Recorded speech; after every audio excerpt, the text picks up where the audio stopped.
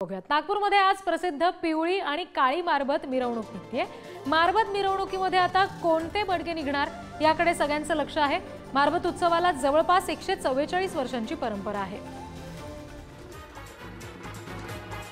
या सगळ्या संदर्भात आणखी तपशील घेणार आहोत प्रतिनिधी जितेंद्र शिंगाडेंकडून। जितेंद्र, विशेष असं या गोष्टीचं वैशिष्ट्य आहे काळी आणि पिवळी मारबतचं।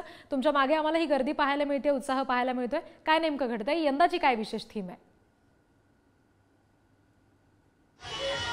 नक्कीच रिद्धी, नागपूरची ऐतिहासिक अशी परंपरा आहे। पोळ्याच्या दुसऱ्या दिवशी मारबत उत्सव साजरा करण्यात येतो आणि या उत्सवाला जे आहे ते आता जवळपास 144 वर्षाची परंपरा आहे। माझ्या मागे जी आहे ती पिवळी मारबत आहे। जागनाथ बुधवारी येथील हे पिवळी मारबतीचं 140वावं वर्ष आहे।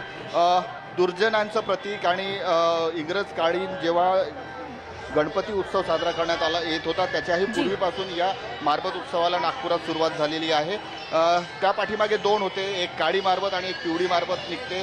पिवळी मारबत ही जागनाथ बुधवारी येथून निघते, तर काळी मारबत ही नेहरू पुतळा चौकातून निघते। आणि त्याच्या पाठीमागचं एकच होतं की इंग्रजकालीन जसं टिळकांनी सार्वजनिक गणेशोत्सव साजरा केलेला होता त्याच प्रकारे नागरिकांना एकत्र करून सार्वजनिक उत्सव साजरा करण्यासाठी या पिवळी आणि काळी मारबतीचं उत्सव साजरा करण्यात येतो। आज जो आहे तो आता इथून थोड्या वेळात पिवळी मारबत ही निघेल, त्यानंतर काळी मारबत कडे जाऊन या दोघांचीही तिथे भेट होईल आणि त्यानंतर एक एक बडगे। निश्चित जितेंद्र, आणि जेव्हा ही पिवळी आणि काळी मारबत एकमेकांसमोर येतील यानंतर मिरवणुकीमध्ये आणखी वेगळा उत्साह निश्चित पाहायला मिळेल। तेव्हा पुन्हा एकदा तुमच्याकडे येऊच, पुढचे अपडेट्स घेऊच। तुर्तास धन्यवाद दिलेल्या माहितीसाठी।